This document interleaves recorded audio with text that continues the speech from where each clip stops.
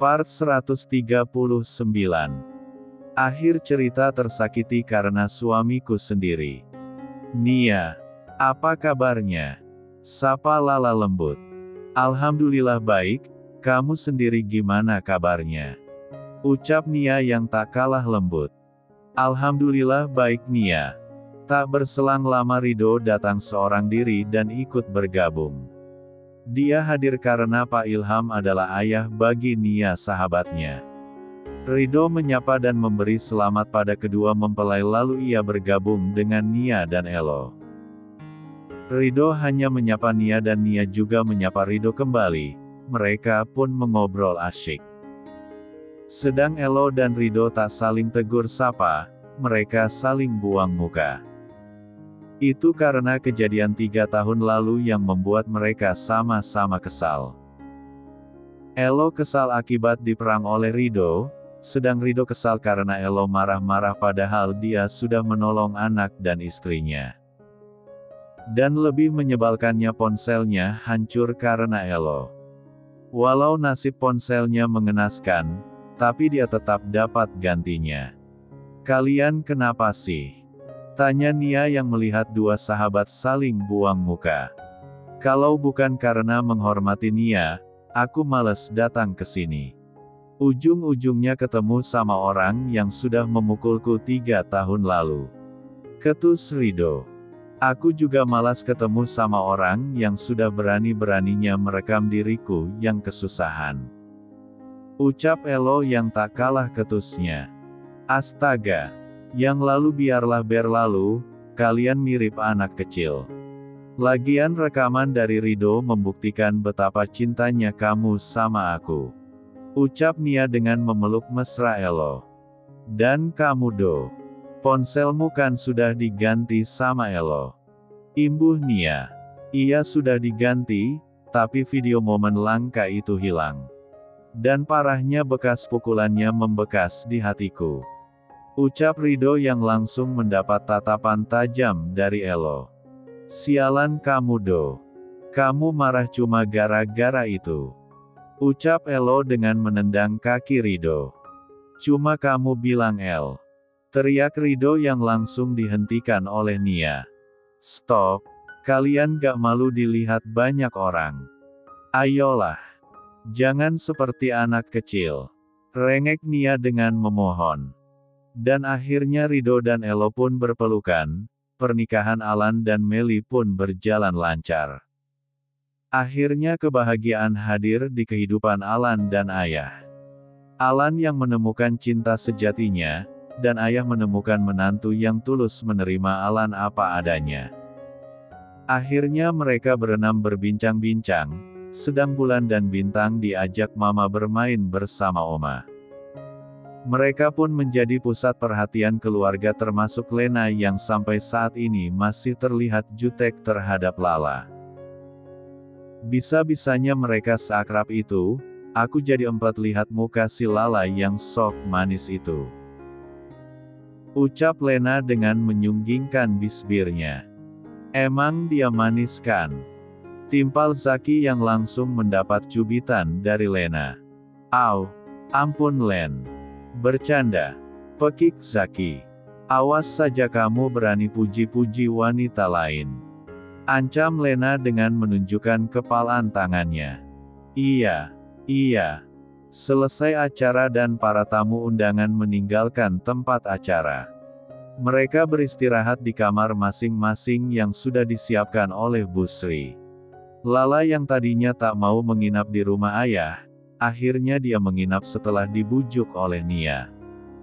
Mereka beristirahat setelah melewati acara yang melelahkan. Pagi hari selesai sarapan, Nia mengajak sahabat-sahabatnya berkumpul di teras rumah ayah. Mereka mengobrol dan tertawa bersama, suasana nampak hangat dengan tawa mereka. Di sana ada Nia dan Elo, ada Alan dan Meli, ada Lena dan Zaki, ada Rido yang datang sendirian dan ada Lala yang masih merasa canggung berkumpul dengan mereka. Sayang Jo gak bisa datang, Coba kalau datang pasti tambah seru. Ucap Lena dengan melirik sinis Lala. Biarlah, dia sedang mengurus anak dan istrinya yang bawel. Timpal Rido. Emang anak kamu gak bawel do? Tanya Nia. Tentu saja bawel, kalau sudah 2 minggu gak pulang ke rumah. Pasti dia akan menghubungi papanya yang tampan ini dan menyuruhnya cepat pulang. Ucap Rido bangga. Hiuh. Kalau aku jadi anakmu, sudah ku minta, papa gak usah pulang lagi ke rumah. Timpal Elo. Itu namanya anak nakal. Ucap Rido, mereka pun tertawa. Sekarang tinggal di mana lah? Tanya Nia yang penasaran, karena Lala merahasiakan tempat tinggalnya yang sekarang. Ya, tepat 1 bulan setelah kejadian yang menimpa Nia, Lala pamit pergi pada semua orang. Termasuk Bu Dina sekeluarga. Tepatnya setelah semua kesalahpahaman Mama N yang menuduh Lala penyebab kecelakaan Nia terjadi. Namun setelah Mama N meminta maaf karena sudah menuduh Lala, itu juga karena Nia dan Elo yang merengek terus-terusan. Lala pergi dan meminta maaf pada semua orang karena dirinya pernah melakukan kesalahan yang membuat banyak orang menderita, termasuk Nia. Keputusannya untuk pergi sudah bulat dan sudah ia pikirkan matang-matang, jauh sebelum bertemu dengan keluarga barunya. Setelah 3 tahun dia pergi, ini pertama kalinya dia berjumpa dengan Nia dan yang lainnya. Kecuali dengan Bu Dina yang selalu Lala kunjungi setiap 1 bulan sekali. Keputusannya pergi adalah ingin memulai kehidupan baru, dan memulai hidup yang lebih baik dari sebelumnya. Jauh Nia, nanti kalau sudah waktunya pasti aku kasih tahu di mana aku tinggal. Jawabnya yang membuat Nia paham akan yang dipikirkan mantan madunya itu. Baiklah, aku mengerti. Nia dan Lala mengobrol sambil bermain dengan si kembar. Sedang Elo mengobrol dengan Rido dan para tetua. Sedang Lena dan Zaki sibuk mendiamkan langit yang rewel karena kantuk. Kebahagiaan terlihat jelas di 3 keluarga besar yang berkumpul dan sudah menjadi keluarga sendiri. Segala syukur Alan panjatkan, masa lalu dia coba lupakan walau itu mustahil untuk dilupakan oleh kedua orang yang sudah ia sakiti. Antara Nia dan madunya kini ia jadikan mantan madu itu saudaranya sendiri. Di antara mereka kini menyambung tali silaturahmi dengan menjadi kakak adik. Tentunya itu menjadi kebahagiaan keluarga, tidak ada kebencian yang membuat luka satu sama lain. Mereka semua berkumpul dan berfoto bersama keluarga besar sebagai kenang-kenangan. Gambar yang memperlihatkan senyuman kebahagiaan keluarga besar. Kehangatan menghampiri setelah kedinginan terlewati. Tidak ada penderitaan yang tidak berlalu, karena kebahagiaan pasti akan cepat datang untuk mengusir derita. Ayah Ilham terlihat paling bahagia, akhirnya beliau bisa merasakan kehangatan keluarga yang sesungguhnya dengan anaknya. Mereka semua juga mendoakan Lala agar cepat dipertemukan dengan jodoh terbaiknya. Namun Lala belum memikirkannya. Dia memilih untuk sendiri sampai waktu yang tak bisa ia tentukan. Part 140. Dulu aku sempat berpikir, jika kebahagiaan itu mustahil untukku. Tapi ternyata semua yang aku pikirkan dulu salah. Kebahagiaan kini telah aku rasakan setelah penderitaan aku lalui. Beratnya lika-liku kehidupan pernah membuatku berpikir untuk mengecilkan hati, seolah menyalahkan sang pemberi hidup di saat cobaan semakin berat. Namun hati kecilku menepis pikiran itu, karena tidak mungkin penderitaan mengalahkan kebahagiaan. Setelah penderitaan pasti akan muncul kebahagiaan, bukan? Seperti yang aku rasakan saat ini, memiliki suami yang penuh cinta dan kasih sayang. Keluarga besar yang sangat menyayangiku, dan kedua anakku yang membuat hidupku lebih sempurna. Aku selalu berdoa agar anak-anakku tak merasakan apa yang pernah aku rasakan. Di setiap doaku selalu berharap anak-anakku selalu dikelilingi orang-orang baik dan bahagia selalu. Kelak dewasa bisa menjadi anak yang memiliki sifat dan hati baik nan lembut dan mendapatkan jodoh yang terbaik. Dan ayah Ilham yang pernah menjadi mertuaku, juga sangat mengasihiku seperti anak sendiri. Sosok ayah yang selalu mendampingi putrinya dikala sedang kesusahan. Selalu melindungiku dikala banyak cobaan menghampiriku. Beliau tak pernah lelah mendampingiku dan melindungiku hingga ada seseorang mempersuntingku. Beliau rela melakukan apa saja demi kebahagiaanku, semua itu mana mungkin aku lupakan begitu saja. Bagaimana bisa aku melupakan kebahagiaan dan pengorbanannya? Karena sesungguhnya beliau begitu menderita lebih dariku. Aku selalu berharap beliau selalu bahagia di masa tuanya, dan aku yakin ayah saat ini sangat bahagia dengan kehadiran Meli menantunya. Wanita baik dan manis yang Mas Alan cintai, terlebih ayah sudah sangat mengenal Meli dan keluarganya. Kini kami semua hidup bahagia tanpa dendam, benci, bahkan kami semua menjadi keluarga. Kenangan pahit biarlah kusimpan sendiri, tak ku ceritakan ke anak cucuku. Hanya kisah cinta dan kebahagiaanlah yang akan ku ceritakan ke anak cucuku nanti. Agar mereka tahu bagaimana cara menciptakan kebahagiaan yang sebenarnya. Sayang, ayo masuk ke kamar. Ajak suamiku saat ku duduk di teras rumah bersama keluarga besar Papa Jaya.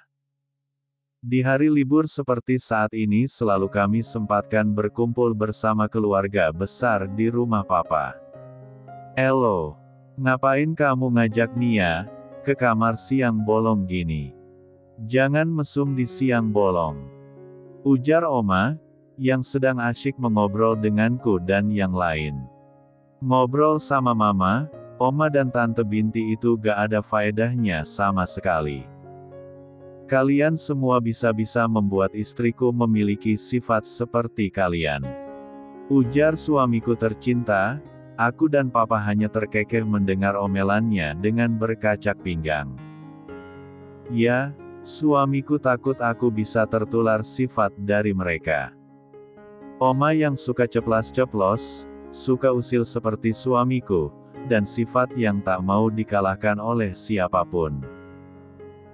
Termasuk dikalahkan Mama dan juga Elo. Dan Mama yang suka semaunya sendiri, keras kepala, dan punya keinginan tinggi untuk mendapatkan yang sempurna. Walau terkadang pilihannya banyak yang salah. Dan pastinya selalu kalah saat berhadapan dengan Oma. Tapi mereka membuat hidupku lebih berwarna, yang membuatku lebih bahagia. Mereka selalu menyayangi aku. Mereka mempunyai sifat yang berbeda tapi tetap saja mereka selalu kompak dalam membuat masalah. Tapi bagi suamiku mereka adalah biang rusuh, dan dia takut jika aku bisa memiliki sifat seperti mereka. Dan Tante Binti sama saja dengan Oma dan Mama. Memiliki sifat yang suka memaksa kehendaknya, namun Tante Binti lebih menonjol dengan sifat curang. Ya contohnya saat berpura-pura sakit parah saat menginginkan menantunya, yaitu Lena. Dan Papa Jaya yang dewasa selalu menengahi perdebatan Oma dan Mama setiap harinya. Papa yang pengertian dan selalu merahasiakan apa yang beliau ketahui tentang kesalahan besar Mama yang Mama sembunyikan dari Papa. Beliau tetap menyayangi Mama, walau Mama selalu membuat kesalahan besar ataupun kecil. Namun cintanya lebih besar dari apapun. Dan suamiku, memiliki sifat yang sama dengan Oma yang usil, Mama yang keras kepala, dan memiliki sifat dewasa seperti Papa. Ya kalau lagi oleng dia pasti akan usil, kalau mempunyai keinginan harus ia dapatkan seperti mama dan kalau ada masalah besar pada teman, keluarga atau orang terdekatnya. Dia selalu bersikap dewasa seperti papa. Intinya dia memiliki sifat dari ketiga tetuanya, sungguh sangat berwarna sifatnya kan. Mama, teriak Zaki saat datang bersama Lena dan Langit. Ada apa Zak? Tanya Tante Binti saat Zaki terduduk dan menyandarkan kepalanya di bahu Tante. Kami semua terdiam saat Zaki terlihat sedih, sedang Lena tersenyum lebar seolah dia telah mendapatkan undian. Ada Om Zak sama Tante Ena, pasti bicik deh. Ucap Bulan putriku yang sangat cerewet, sifatnya seperti siapa lagi kalau bukan ayahnya, Oma dan grandmanya. Bulan gak boleh bicara seperti itu ya nak. Pintaku lembut. Emang Om Zak sama Tante Ena selalu begitu bun. Bulan jadi cebel. Ucapnya membuat Oma dan Mama terkekeh. Sedang tanganku menutup mulut Bulan agar tak berucap seperti itu lagi. Denger tuh Zak, anak kecil saja sebel. Apalagi kita, ya gak ma? Tanya Mama dengan menyunggingkan bibir pada Oma. Kamu aja kali ne, Mama gak sebel. Tapi sudah melebihi kata sebel. Ucap Oma. Nenek-nenek sok gak kompak, ucap Mama pelan tapi masih terdengar di telingaku. Part 141. Kalian jahat, Bulan juga. Om Zak gak mau lagi diajak main Bulan. Zak semakin memanyunkan bibirnya dan meletakkan kepalanya di pangkuan Tante Binti. Gak mau diajak main juga gak apa-apa, Bulan bika main cendili baleng kak entang.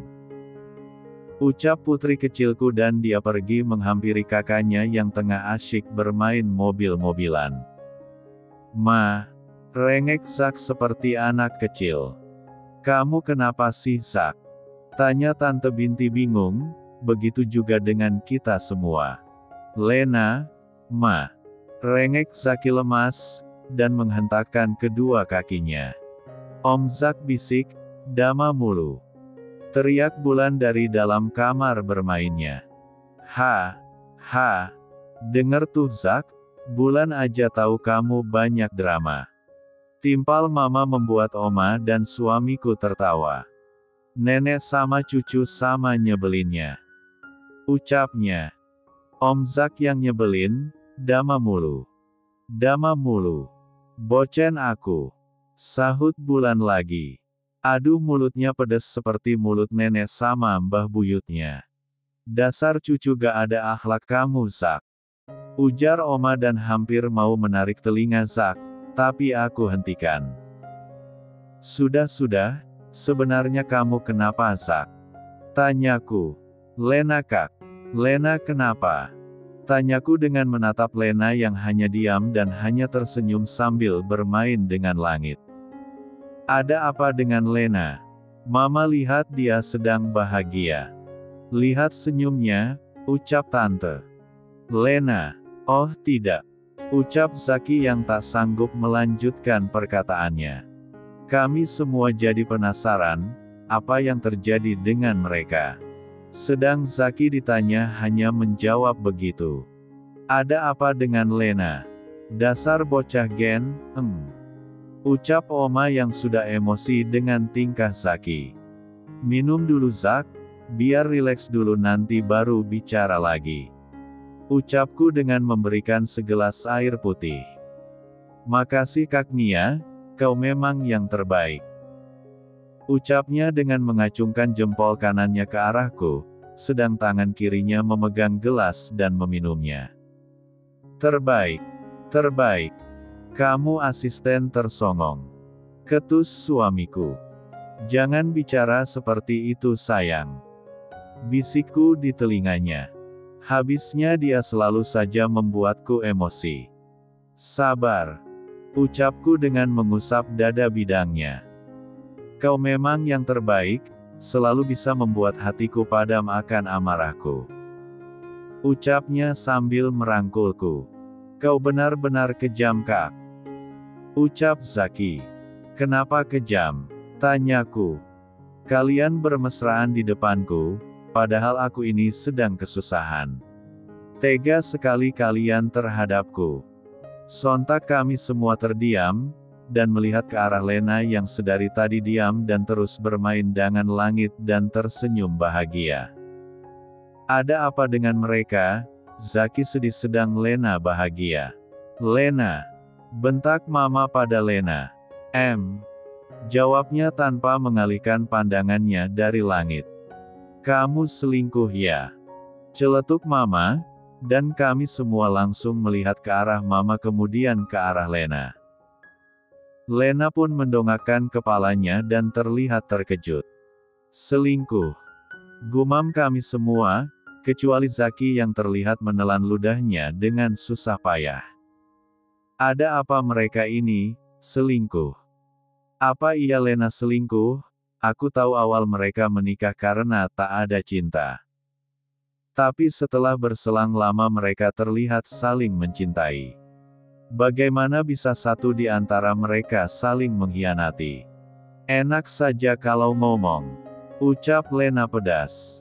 Lalu apa yang membuat Zaki sedih seperti ini? Tanya Tante Binti. Zak, kamu jadi laki jangan seperti itu kenapa? Akui saja perbuatanmu. Celetuk Lena. Kami semua semakin bingung dengan kelakuan pasangan satu ini. Apa Zak? Kalau gak ngomong. Mama tampol kamu pakai sepatu Mama. Ucap Tante dengan memegang sepatunya yang baru saja beliau lepas. Ampun Ma. Lena tuh, pakai hamil lagi. Aku jadi frustasi Ma. Dan seketika mata kami membola. Hamil.